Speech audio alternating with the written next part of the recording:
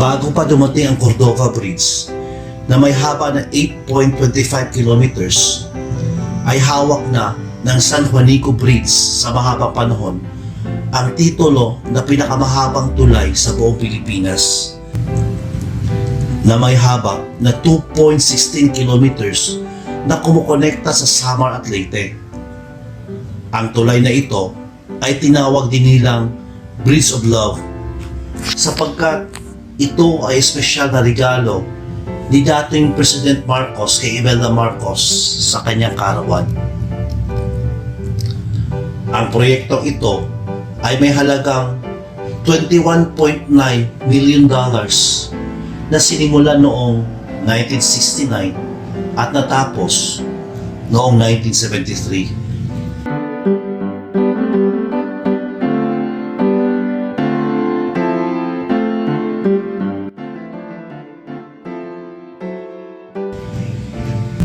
Sa kabila ng grandiyosong proyektong ito, ay mayroong mga kwentong nakakapangilabot tungkol sa paggawa ng tulay.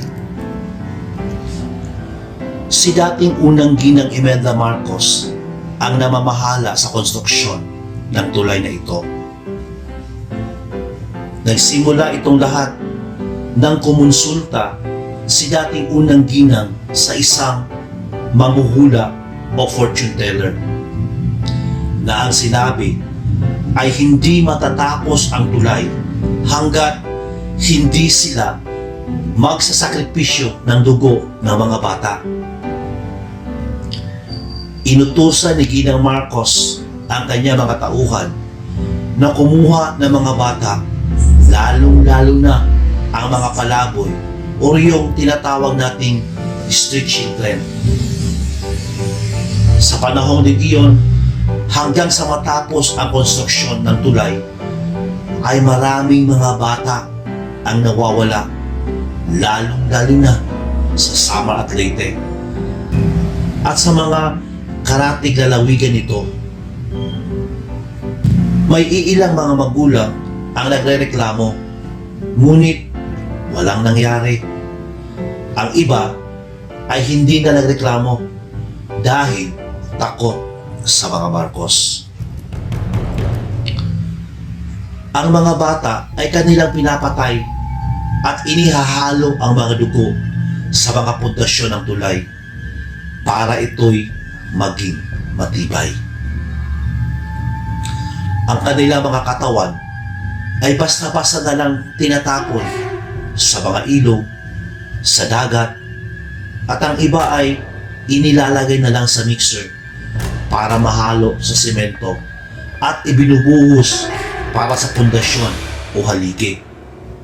Ito ay ginagawa nila kasama ang ritual. Nakita ng isang river fairy o diwata ang kanilang ginagawa sa pagtapon ng mga bangkay. Kaya nagalit ito at isinumpa si Ginang Imelda Marcos. Dahil sa sumpa, ay tinubuan ito ng kaliskis sa kanyang mga paa at nangangamoy siyang malangsa.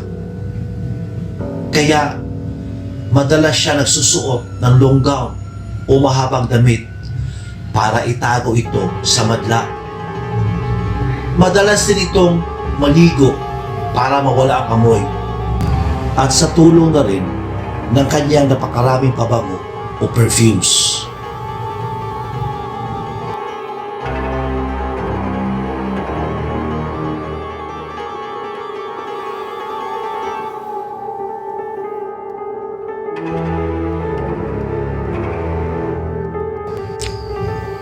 Marami ding mga motorista ang nakakakita ng multo ng mga bata na para bang humihingi ng tulong habang binabaybay nila ang tulay kapag gabi. Nakakatakot man, pero patuloy lang ang kanilang pagmamaneho.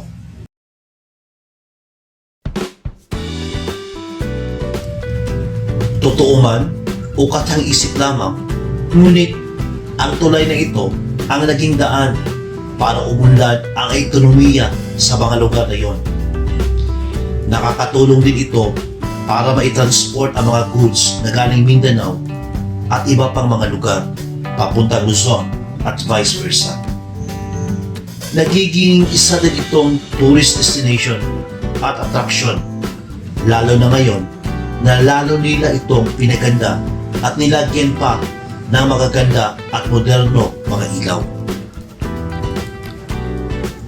Sa paglipas ng maraming panahon, ay unti-unti ring nawala ang kwentong ito.